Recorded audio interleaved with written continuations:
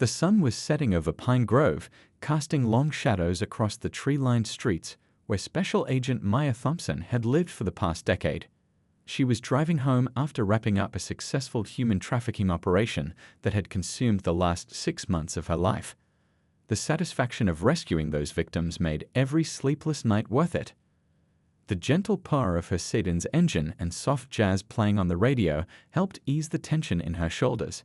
She'd been looking forward to a quiet evening at home, maybe calling her mom to share the good news about the case, when red and blue lights suddenly flashed in her rearview mirror. Maya checked her speedometer, 32 in a 35 zone. She hadn't run any stop signs or made any illegal turns. With 15 years of FBI experience under her belt, she knew exactly what this was about. The same story had played out countless times before, just not to her. Not here. Not in her own neighborhood. Following standard procedure, she turned down the radio, activated her dashboard camera, and placed her hands at 10 and 2 on the steering wheel. Her FBI badge rested in its usual spot on her belt, and her credentials lay within easy reach in her jacket pocket. The police cruiser's door opened and closed. In her side mirror, Maya watched the officer approach, his hand resting near his holster, a detail that didn't escape her trained eye. His steps were deliberate, almost aggressive, and she could read the tension in his posture before he even reached her window. "License and registration," Officer Barrett demanded without preamble, his flashlight beam hitting her eyes directly despite the street being well lit by the setting sun. "Good evening, officer," Maya replied, keeping her voice steady and professional. "I'm Special Agent Maya Thompson with the Federal Bureau of Investigation. I'm going to reach for my credentials now." She moved slowly, telegraphing each motion. The officer's response came sharp and immediate. "I don't care if you're the Queen of England. License and registration first." Maya maintained her composure, though her heart rate picked up slightly. She'd trained countless law enforcement officers on proper interaction protocols. This wasn't it. "Sir, as a federal agent, I'm required to identify myself with my credentials first. I'm happy to provide my license afterward, but I need to follow proper procedure." Officer Barrett's face hardened. "Step out of the vehicle." "Sir, I don't believe that's necessary. I'm simply trying to." "I said step out of the vehicle, now." Maya's mind raced through her options. As an FBI agent, she knew her rights, but she also knew how quickly situations like this could spiral out of control. She glanced at her phone, making sure it was still recording, then slowly reached for the door handle. The cool evening air hit her face as she stepped out, her suit jacket revealing the FBI badge on her belt. Officer Barrett's eyes flickered to it, then back to her face, his expression unchanging. "That badge could be fake. You people think you can get away with anything these days." The words hung in the air, their implication crystal clear. Maya felt a familiar knot in her stomach, not fear, but a deep, weary frustration. She'd spent her career breaking down barriers, earning her position through hard work and dedication. Now, standing on the street where she'd helped countless neighbors, where she'd organized community events, where she'd built a life, she was reduced to "you people" by someone who'd sworn to protect and serve. Neighbors began appearing on their porches, drawn by the commotion. Mrs. Chen from across the street, whose missing granddaughter Maya had helped locate last year, stepped onto her lawn. Mr. Rodriguez, whose small business she'd helped protect from cybercriminals, emerged from his garage. They were all witnesses to this moment, this small but significant tear in the fabric of their community. Maya straightened her spine, channeling the strength that had carried her through FBI training, through countless operations, through barriers and prejudice. She knew what came next would matter, not just for her, but for every person who'd ever stood where she was standing, badge or no badge. "Officer," she began, her voice carrying clearly in the evening air, "I understand you're doing your job. I respect that. I've dedicated my life to law enforcement too, so let's handle this professionally. I'm going to reach for my FBI credentials again slowly. They have my photo ID, badge number, and a direct line to my supervisor. Would you like to verify them together?" The growing crowd of onlookers held their breath, waiting to see how Officer Barrett would respond to this calm, reasonable approach. The next few moments would set the stage for everything that followed. Though none of them could have predicted just how far the ripples from this encounter would spread, Officer Barrett's response to Maya's reasonable suggestion came in the form of a scoff and a dismissive wave of his flashlight. "Put your hands where I can see them," he ordered, his voice carrying across the quiet street. The growing crowd of neighbors shifted uncomfortably, sensing the mounting tension in the air. Maya's FBI credentials remained untouched in her jacket pocket as she slowly raised her hands to shoulder level. The evening breeze carried the scent of Mrs. Chen's blooming jasmine plants, a familiar comfort that now seemed jarringly out of place in this surreal moment. "Turn around," Officer Barrett commanded, taking a step closer. "Spread your legs and place your hands on the vehicle." Maya's training kicked in, not just her FBI protocols, but years of personal experience and conversations with countless others who'd faced similar situations. She knew every move she made would be scrutinized, every word analyzed. "Officer, I want to cooperate, but this isn't standard procedure for a routine traffic stop. My credentials are right here, and we can easily verify." I said, "Turn around." His voice cracked like a whip in the quiet street. "You're being uncooperative and suspicious." More neighbors emerged from their homes. The Rodriguez kids, whom Maya had coached in the community basketball league last summer, pressed their faces against their living room window. Their father stood in the doorway, phone raised, already recording. Maya turned slowly, placing her hands on the roof of her car.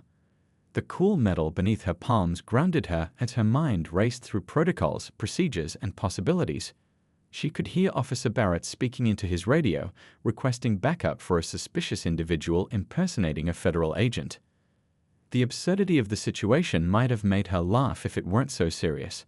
Just hours ago, she'd been leading a task force, coordinating with local law enforcement to bring down a major criminal operation. Now she was being treated like a common criminal herself, all because one officer refused to acknowledge her authority. "Listen carefully," Maya said, keeping her voice steady and clear enough for nearby phones to pick up. "My name is Special Agent Maya Thompson. My badge number is 7729.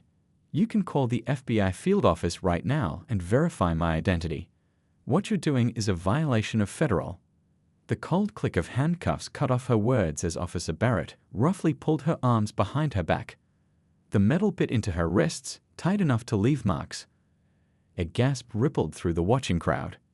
"You have the right to remain silent," Officer Barrett began, but Maya spoke over him, her voice carrying with the authority of her 15 years of service.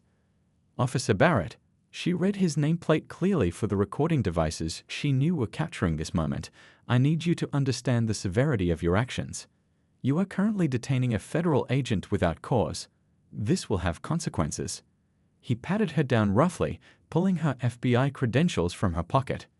Maya watched as he flipped through them with obvious disdain. Even with the clear photo ID, the holographic security features, and the official FBI documentation, his expression remained unchanged. "These look fake to me," he declared, tucking them into his own pocket. "We'll sort this out at the station." Mrs. Chen stepped forward from her yard. "Officer, I can vouch for Agent Thompson. She's lived here for years. She helped find my granddaughter when—" "Ma'am, step back or you'll be arrested for interfering with police business," Officer Barrett snapped, causing Mrs. Chen to retreat, though her eyes blazed with indignation. Maya caught glimpses of her neighbors' faces as Officer Barrett led her toward his patrol car, worried, angry, uncertain. She saw phones raised, recording everything. She saw Mr. Rodriguez already on his phone, likely calling contacts at the local news station where his daughter worked. She saw Mrs. Chen hurrying inside, probably to contact the FBI field office herself. As she was guided into the back of the patrol car, Maya felt a strange sense of clarity. This moment, as humiliating and unjust as it was, would not be wasted. She'd spent her career building bridges between law enforcement and communities, working to change the system from within. Now she was experiencing firsthand what so many others had faced, but she was in a unique position to do something about it. Through the patrol car's window, Maya watched Officer Barrett speaking with his newly arrived backup, gesturing animatedly as he no doubt spun his version of events. She shifted slightly, feeling her phone still recording in her pocket. He hadn't found it during his pat-down. The camera would catch every word, every turn, every moment of this encounter. As the patrol car pulled away from her neighborhood, Maya caught one last glimpse of her neighbors gathered on the street. They weren't just witnesses anymore. They were allies in what was about to become a much bigger story than one traffic stop gone wrong. The handcuffs might have restrained her body, but her mind was already racing ahead, planning her next moves in a fight that was far from over. The ride to the police station felt longer than it should have.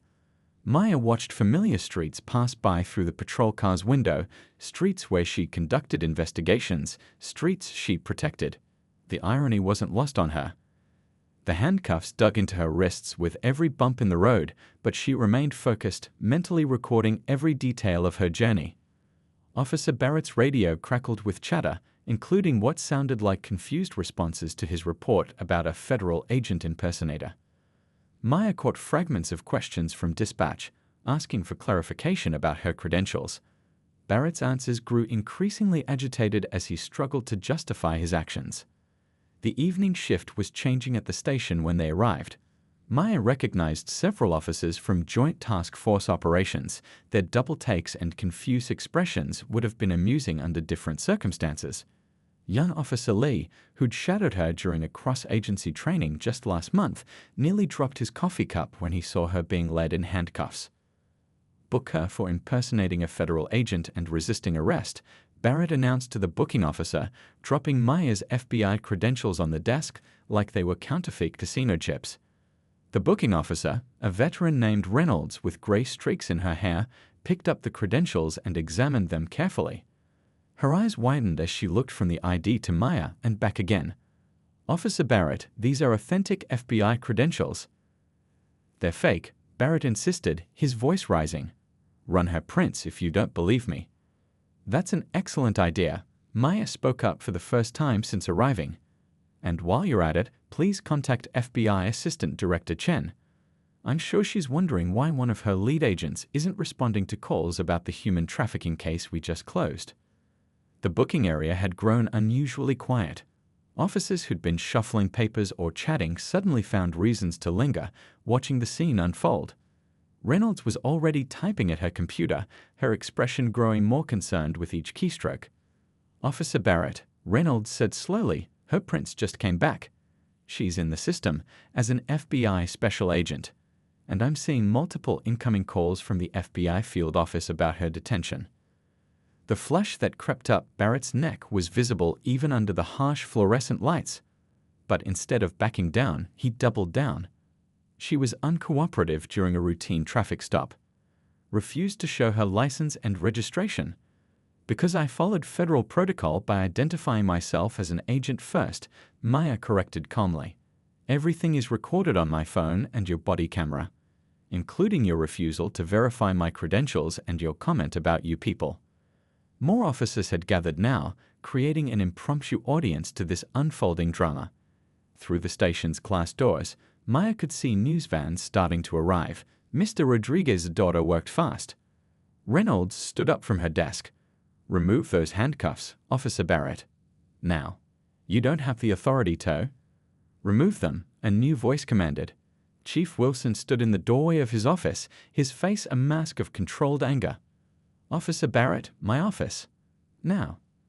As Barrett reluctantly unlocked the handcuffs, Maya rolled her shoulders and rubbed her wrists, maintaining her dignified composure. She'd experienced enough interrogations to know the power of silence, of letting others fill the uncomfortable void. The station erupted into activity. Phones were ringing off the hook, the FBI, the mayor's office, news outlets. Officer Lee rushed forward with a cup of water and 1,000 apologies. Reynolds was simultaneously trying to process Maya's release paperwork and handle calls from increasingly agitated FBI officials. Through the chaos, Maya remained calm, her mind already shifting from the personal indignity to the bigger picture. She watched Barrett disappear into the chief's office, his arrogant stance finally showing cracks. But this wasn't about one officer's misconduct anymore. This was about systemic issues that needed addressing. Maya pulled out her phone, now free to check the dozens of missed calls and messages. Videos of her arrest were already circulating online. Her neighbors had mobilized. Mrs. Chen had contacted the ACLU. Mr. Rodriguez's media connections were running with the story, and the community forum was buzzing with eyewitness accounts. As she waited for her FBI colleagues to arrive, Maya thought about all the others who'd faced similar situations without her advantages, without a badge, without community connections, without the power to fight back. Her humiliation and anger could have easily turned to thoughts of revenge, but her mind was already working on something bigger: how to turn this incident into lasting change. The glass doors swung open as Assistant Director Chen strode in, flanked by FBI agents. But Maya held up a hand, asking them to wait. She took a moment to look around the station, at the shopped officers, the running cameras, the growing crowd outside. This moment, right here, would be the foundation of everything that followed. The question wasn't just about what had been done to her, but what she would do about it. By sunrise the next morning, Maya's arrest had become the top story across every major news network. She sat in her home office, watching clips of herself being handcuffed spread across social media like wildfire. Her phone hadn't stopped buzzing since she'd left the police station last night. "Turn on Channel 7, her mom texted. "They're showing the neighbor's footage again." Maya switched channels just in time to see Mrs. Chen being interviewed outside her house. "I've known Agent Thompson for years," she was saying, her voice steady despite her obvious anger. "She's helped so many people in this community. The way she was treated, it shows exactly what's wrong with the system." The footage cut to Mr. Rodriguez's video of the arrest, now viewed millions of times online. The comments section was flooded with similar stories, with people sharing their own experiences of being profiled, disbelieved, dismissed. Assistant Director Chen called just as Maya was finishing her second cup of coffee. "The director wants to meet with you personally," she said, skipping any pleasantries. "This isn't just about one bad traffic stop anymore. We need to address this at a national level." Maya looked at the stack of business cards on her desk: civil rights attorneys, community organizers, police reform advocates. All had reached out in the past 12 hours. "I agree," she replied, "but I have some ideas about how we handle this." At FBI headquarters, the atmosphere was charged with purpose. Agents who normally worked different divisions had gathered to show support. The director's conference room was packed when Maya walked in, her slightly marked wrists a silent testimony to last night's events. "Before we begin," Maya addressed the room, "I want to be clear about something. This isn't about me seeking revenge or about punishing one officer. This is about fixing a broken system." She laid out her proposal, a comprehensive plan that had been forming in her mind since those first handcuffs clicked around her wrists. The room fell silent as she spoke, her words carrying the weight of both personal experience and professional expertise. "We need joint training programs between federal and local law enforcement," she explained. "Not just about protocols and procedures, but about real community engagement. We need accountability measures that actually work. And most importantly, we need to bridge the gap between law enforcement and the communities they serve." Meanwhile, across town at the police station, Officer Barrett's body camera footage was being reviewed by Internal Affairs. The footage didn't just show his treatment of Maya, it revealed a pattern. Previous complaints against him had been dismissed, but now, under the harsh spotlight of national attention, everything was being re-examined. Chief Wilson called an emergency press conference. Standing before a forest of microphones, he looked tired but determined. "We've launched a full investigation into last night's incident," he announced. "But more than that, we're taking this opportunity to re-evaluate our entire department's training and accountability procedures." Back in Maya's neighborhood, something unexpected was happening. Her neighbors had organized a community meeting in the local park. People from all walks of life gathered to share their stories and discuss solutions. Mrs. Chen brought her famous dumplings. Mr. Rodriguez set up a projector to livestream the event. "Agent Thompson isn't just fighting for herself," one longtime resident told the crowd. "She's fighting for all of us, and we need to stand with her." Maya's phone buzzed with a text from Officer Lee, the young officer from the station. "Your arrest video is being shown in the academy now. Instructors are using it as a teaching moment. Things are already changing." As evening approached, Maya sat on her front porch, watching kids play basketball in the street, the same street where she'd been handcuffed just 24 hours ago. A patrol car drove by slowly, and she noticed the officer wave respectfully to her. It was a small gesture, but it felt like the beginning of something. Her neighbor's grandson, a law student, stopped by with a thick folder of research. "I've been looking into similar cases," he said eagerly. "The precedents, the policy changes that worked, the ones that didn't. I thought it might help." Maya smiled, adding his research to her growing collection of resources. Tomorrow, she would meet with police reform advocates to discuss new training protocols. The day after, she had a meeting with legislators about updating laws regarding interagency cooperation. But tonight, she watched her community come together, turning anger into action, frustration into change. A news van parked across the street, probably hoping for another interview. Maya had already turned down dozens of requests to tell her story. Because this wasn't just her story, it was everyone's story. And she was determined to make sure it had the right ending. 3 days after her arrest, Maya sat at her dining room table surrounded by stacks of papers, half-empty coffee cups, and her laptop showing dozens of open tabs. News coverage of her arrest had sparked a nationwide conversation, but Maya knew that attention spans were short. She needed to act while people were still listening. "Look at these statistics," said Dr. Rivera, a police reform expert who'd flown in from the West Coast to help. She'd pushed a report across the table. "Similar incidents happen daily, but they rarely get this kind of attention. You're in a unique position to make real change." Maya nodded, highlighting another section in the policy draft she was reviewing. Her phone buzzed with another message from Assistant Director Chen. "Police chief meeting confirmed for tomorrow. Mayor wants to join too." The doorbell rang, and Mrs. Chen walked in with a tray of fresh tea and homemade cookies. She'd appointed herself as Maya's unofficial caretaker during this chaos, making sure she remembered to eat and take breaks. "The community forum wants to know if you'll speak at next week's meeting," she said, clearing space for the tray among the papers. "Actually," Maya replied, "I have a better idea." She pulled up a new document on her laptop and started typing.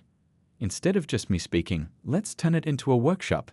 Get everyone involved. Community members, local police officers, FBI agents. Real conversations, real solutions." Dr. Rivera leaned forward, intrigued. "That could work. Break down the barriers, get people talking face to face instead of just pointing fingers." Maya's strategy was taking shape.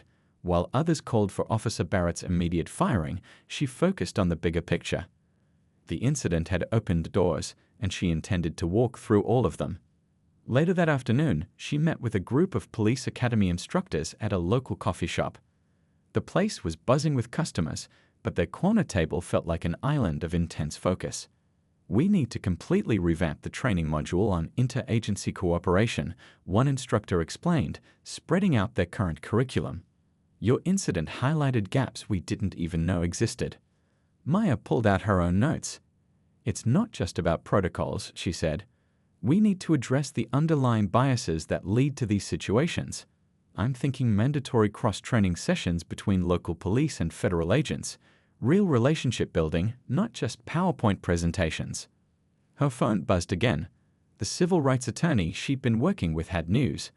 The police department's internal investigation had uncovered a pattern of similar incidents that had been swept under the rug. It was exactly what Maya had been waiting for. Back home that evening, she found Mr. Rodriguez's daughter, the news reporter, waiting on her porch. "Everyone wants to know if you're filing a lawsuit," she said, notebook in hand. Maya smiled. "That's the easy path, isn't it? File a lawsuit, get a settlement, maybe one officer gets fired. But what really changes?" She gestured for the reporter to sit. "I'm going to show you something better." She laid out her plan. A comprehensive program that would transform how local police and federal agencies work together. Joint training sessions, community oversight committees, new protocols for credential verification, and regular forums where residents could speak directly with law enforcement. Instead of focusing on punishment, Maya explained, "We're creating solutions." The police chief has already agreed to implement these changes department-wide. The FBI director is backing the program for national rollout. This isn't just about one incident anymore, it's about preventing the next one.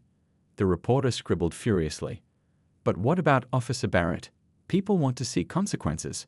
"He'll face appropriate disciplinary action," Maya replied. "But more importantly, he's agreed to be part of the solution. He'll participate in the new training program, sharing his perspective on how bias can cloud judgment." Sometimes the best teachers are the ones who've made the biggest mistakes. As the sun set, Maya's neighbors started gathering in her front yard, not to protest or complain, but to help. They stuffed envelopes for the upcoming community workshop, made signs, and shared ideas for making their neighborhood a model for police-community relations. Maya watched them from her porch, feeling a deep sense of purpose. Her arrest could have been just another headline, another reason for anger and division. Instead, it was becoming a catalyst for real change. Her phone buzzed one last time. A message from Officer Lee at the police academy. "You won't believe this. We had 3 officers voluntarily come forward today about similar incidents they've witnessed. They want to help with the new training program. Something's really changing here." Maya smiled, adding another note to her already crowded to-do list. The easy path would have been to seek revenge, to demand punishment, to fan the flames of outrage. But she'd chosen something harder and more important, the path of transformation. Looking at her neighbors working together on her front lawn, at the mix of police cars and FBI vehicles now parked peacefully on her street, she knew she'd made the right choice. This wasn't just about changing policies or procedures. It was about changing hearts and minds, one conversation at a time. The community center buzzed with nervous energy as people filed in for the town hall meeting. 2 weeks had passed since Maya's arrest, and this was the moment everyone had been waiting for. Local news crews set up their cameras while residents filled every seat, leaving standing room only along the walls. Maya stood backstage, reviewing her notes one last time. She could hear the murmur of the crowd through the thin walls, could feel the weight of expectation in the air. Mrs. Chen appeared with a cup of chamomile tea, pressing it into her hands. "He's here," Mrs. Chen whispered, and Maya didn't need to ask who she meant. Officer Barrett had arrived, as required by the department's new accountability protocols. This would be their first face-to-face meeting since that night. "Are you sure about this?" Assistant Director Chen asked, checking her watch. "No one would blame you if you wanted to take a different approach." Maya smiled, smoothing her jacket. "This isn't about blame anymore. It's about building bridges." The town hall opened with the police chief addressing the crowd. He acknowledged the department's failures, outlined the changes already in progress, and introduced the new oversight committee. Maya watched from the wings as community members took turns speaking, sharing their own experiences, their fears, their hopes for change. Then it was time. Maya walked to the podium, and the room fell silent. Camera lights brightened, phones raised to record, and all eyes fixed on her. In the front row, she saw Officer Barrett, looking smaller somehow in his civilian clothes, his usual confidence replaced by visible discomfort. 2 weeks ago, Maya began, her voice steady, "I was arrested in my own neighborhood, despite being a federal agent. Many people have asked me if I'm angry. The truth is, yes, I was angry. But anger alone doesn't create change." She looked directly at Officer Barrett now. What happened that night wasn't just about one traffic stop or one officer's actions. It was about deeply rooted problems that affect all of us, law enforcement and civilians alike. Maya stepped away from the podium, choosing to walk the stage instead, making eye contact with different sections of the audience. "In the past 2 weeks, I've seen something remarkable happen. Our community didn't just get angry, we got organized. Police officers didn't just get defensive, they got involved. And together, we're creating real solutions." She detailed the changes already in motion, the new training programs, the community oversight committees, the improved protocols for interagency cooperation. With each point, she could see heads nodding, people leaning forward in their seats. "But the most important change," she continued, "has to happen in our hearts and minds. And that's why I've asked Officer Barrett to join me on stage." A collective gasp rippled through the room. This wasn't on the agenda. Officer Barrett looked up, startled, as Maya extended her hand toward him. After a moment's hesitation, he stood and walked to the stage, each step heavy with the weight of accountability. "Officer Barrett and I have spent several hours talking over the past few days," Maya revealed, surprising many in the audience. "We've discussed what went wrong that night, but more importantly, we've talked about how to make things right." Barrett stepped to the microphone, his voice rougher than usual. "I've been a police officer for 12 years, he began. "I thought I knew everything about doing this job. But that night, I let bias and assumptions cloud my judgment. I didn't just fail Agent Thompson, I failed my oath to protect and serve. He turned to face Maya directly. I'm not here to ask for forgiveness. I'm here to be part of the solution, to help other officers learn from my mistakes, to do better. Maya nodded, acknowledging his words. Change doesn't happen through punishment alone. It happens when we're willing to have difficult conversations, to acknowledge our mistakes, and to work together to find solutions. She pulled up a presentation on the screen behind them, the new training program they'd developed together, combining Maya's federal experience with insights from Barrett's mistakes. It would be mandatory for all officers in the department, with plans to expand it statewide. This program isn't just about teaching officers to recognize FBI credentials, Maya explained.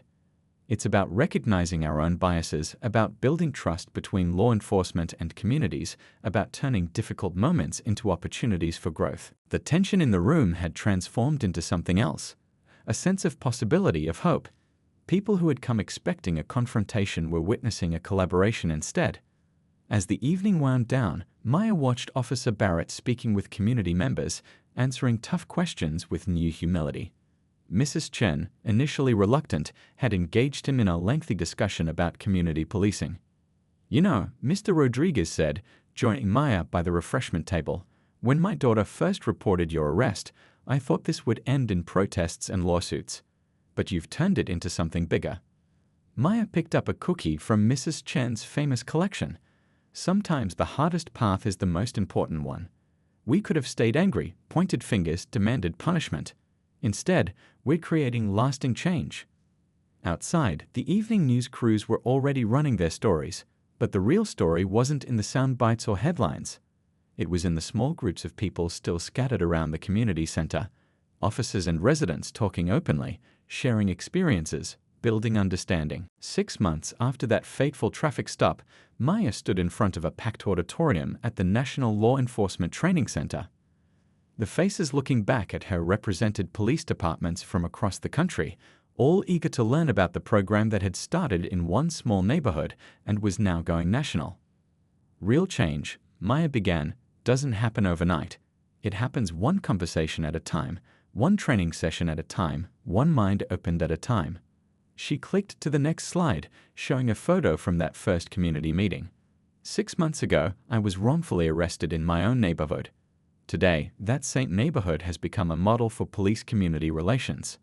The statistics backed up her words. Complaints against officers in her district had dropped by 60%. Community trust ratings had soared. Other departments were taking notice, sending observers to learn from their success. Officer Barrett, now part of the training team, stepped up to share his perspective. He transformed from the program's subject to one of its strongest advocates. I used to think being a good cop meant being tough, he told the crowd. Now I know it means being wise enough to admit when we're wrong and brave enough to change. Back in the neighborhood, the changes were visible in small but significant ways. Police officers stopped by the community center's weekly coffee meetings, not for official business, but to chat with residents. Kids who used to run from patrol cars now waved to officers they knew by name. Mrs. Chen had turned her front yard into a meeting spot, setting up chairs and keeping a steady supply of snacks for the weekly Coffee with Cops program she'd started. Who knew my dumplings would become famous at the police station?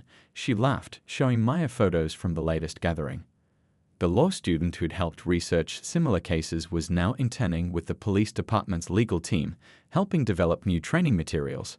Your case study is being taught in law schools now, he told Maya proudly. It's changing how future lawyers think about police reform. At the police academy, new recruits watched body camera footage from Maya's arrest, not just to learn what went wrong, but to understand how to make things right. The training program she developed with Officer Barrett had become a required part of their curriculum. Tell them about Washington. Assistant Director Chen prompted during a break in the presentation. Maya smiled. The Department of Justice had taken notice of their success. Next month, she would testify before Congress about implementing similar programs nationwide. But that wasn't what made her proudest. She pulled up another slide. A simple graph showing community engagement statistics. 6 months ago, we had a problem with trust. Today, we have waiting lists for our community programs. Officers are volunteering for extra training. Residents are signing up to be community liaisons. The transformation wasn't just in policies and procedures.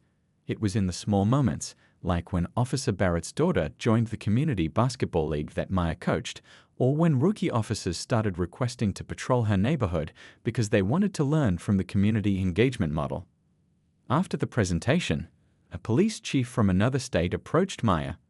"We've tried reform programs before," he said. "What makes this one different?" Maya thought about it as they walked to the reception area. "Because we didn't just change rules," she explained. "We changed relationships. We turned an incident that could have divided us into something that brought us together." That evening, driving home, Maya passed the spot where she'd been pulled over 6 months ago. The street looked the same, but everything else had changed. A patrol car cruised by, the officer waving warmly. Kids played basketball in the park where they'd held that first community meeting. She parked in her driveway just as Mrs. Chen was setting up chairs for tomorrow's community gathering. The weekly meetings had become a neighborhood tradition, bringing together people who might never have spoken otherwise. "Look who's coming," Mrs. Chen said, pointing down the street. Officer Barrett was walking over, carrying his famous homemade banana bread, a skill they discovered he had during one of the community potlucks. Behind him, several other officers and residents were arriving early to help set up. Maya watched them work together, chatting and laughing like old friends. The scene would have seemed impossible 6 months ago. But that was the thing about transformation. Sometimes it took a difficult moment to create an opportunity for change. Her phone buzzed with a message from the FBI director. Congress had approved funding to expand the program nationally. Another message from a police academy instructor showed photos of new recruits studying the training materials she'd developed. But it was the sight in front of her that meant the most: officers and residents working side by side, not because they had to, but because they wanted to. The barrier between us and them had dissolved, replaced by a simple truth: they were all just people trying to make their community better. "Ready for tomorrow's workshop?" Officer Barrett asked, setting down his banana bread. Maya nodded, looking around at the neighborhood she'd helped transform. "You know what? I think we all are,"